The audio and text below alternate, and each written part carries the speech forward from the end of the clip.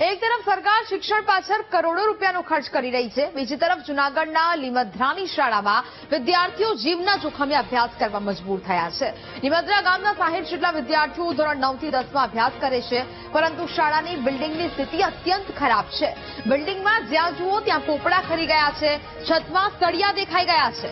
ભણતા વિદ્યાર્થીઓની ઉપર ગમે ત્યારે છતના પોપડા પડે છે, જેને કારણે વિદ્યાર્થીઓના જીવ જોખમાયા છે। પરંતુ એકમાત્ર શાળા હોવાથી વિદ્યાર્થીઓ જર્જરિત બિલ્ડિંગમાં બેસીને ભણવા મજબૂર થયા છે।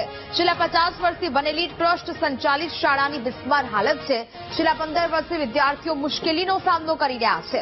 ટ્રસ્ટી મંડળને વારંવાર રજૂઆત કરવા છતાં નવી બિલ્ડિંગ બનાવાઈ રહી નથી, ત્યારે હવે લોકો સરકાર પાસે મદદની આશા સેવી રહ્યા છે।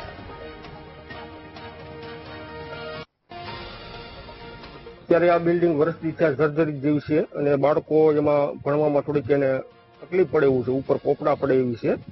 જેથી કરીને આપણે સરકારને નમ્ર વિનંતી કે આ બિલ્ડિંગ સારું બનાવે એવું આપણે સરકાર પાસે ધ્યેય રાખીએ છીએ।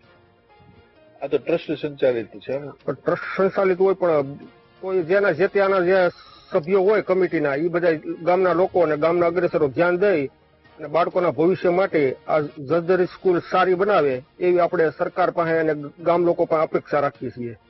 અહીંયા અમારી ગામમાં સ્કૂલ લગભગ 50 વર્ષ થયા છે અને આ લગભગ 15 વર્ષથી આ હાવ જર્જરિત હાલતમાં છે। વારંવાર અહીંયા કદાચ શિક્ષકો અલગ અલગ બદલે